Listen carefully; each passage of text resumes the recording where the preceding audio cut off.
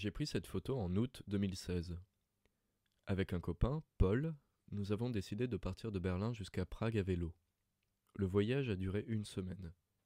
Une fois arrivé à Prague, la copine de Paul qui était en Angleterre pendant ce temps nous avait trouvé un endroit où dormir grâce à une plateforme en ligne qui propose de mettre en contact habitants et voyageurs qui cherchent à passer une nuit ou deux gratuitement chez eux. Lui, c'est Martine, notre hôte.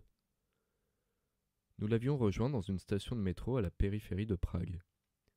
Dans le métro, j'avais mon vélo de course, qui était équipé d'un porte-bagages fixé sur la selle. Seulement, en arrivant à Prague, ma tige de selle s'était fissurée. Il était impossible d'en remettre une nouvelle, car les restes de l'ancienne étaient coincés à l'intérieur du cadre. Je pédalais donc en danseuse, quand il le fallait, avec mes bagages sur le dos. Maintenant que j'y repense, heureusement que la selle ne s'était pas cassée avant notre arrivée à Prague. Martin était un personnage étrange. Il travaillait dans un centre de recherche de mathématiques, et il parlait bien anglais, malgré son fort accent tchèque. Il nous a emmenés dans son logement de fonction, un studio avec 2 lits superposés, qu'il propose gratuitement aux voyageurs quand il n'a personne à héberger pour son travail. Lui habite avec sa femme, dans le centre de Prague. Le studio était meublé dans le style de l'Europe de l'Est des années 70. Les étagères étaient remplies de classeurs scolaires écrits en braille. Avec Paul, on se disait qu'ils appartenaient à son fils, aveugle. Sur des photos, on le voit lui, son fils et une femme, elle aussi aveugle, sûrement sa femme, accompagnée des classes d'élèves malvoyants. Il les emmenait voyager. Je me souviens d'une photo devant la porte de Brandebourg, à Berlin.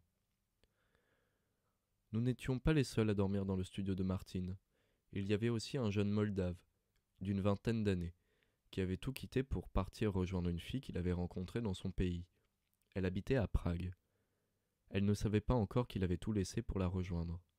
Son but était de la retrouver et de lui avouer son amour. Son optimisme me frappait.